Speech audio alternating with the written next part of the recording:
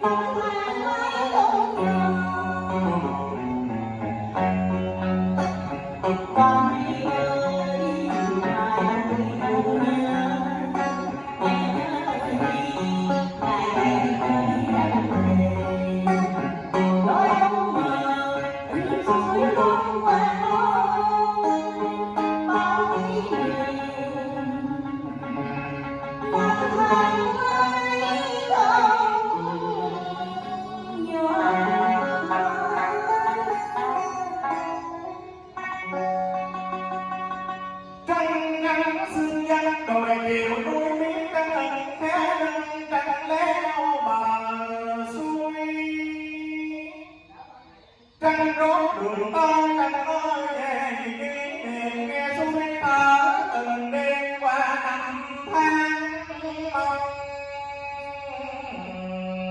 chờ.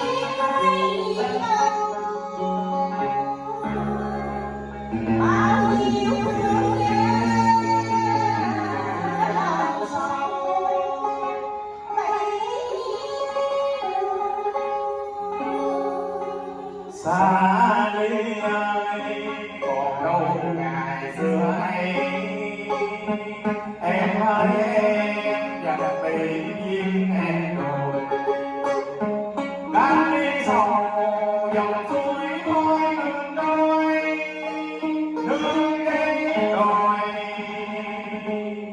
xa bài bóng em rồi.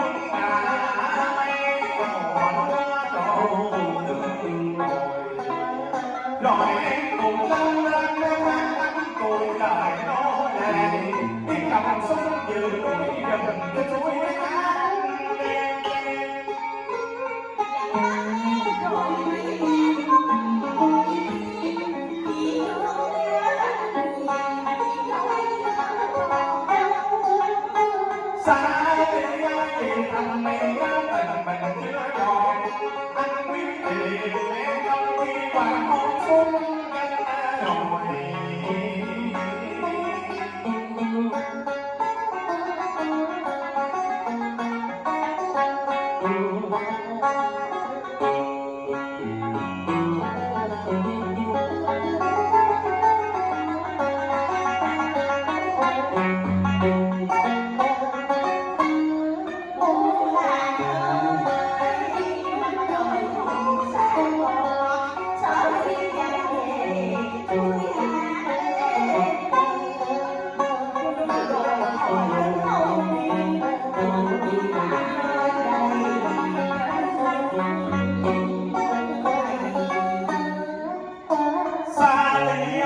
Từ đêm thủy nông lửa lửa từ làng sơn rồi sáng đây anh thấy em cùng buông là mùa giới thiệu của chồng trong đồng nồi yêu đời.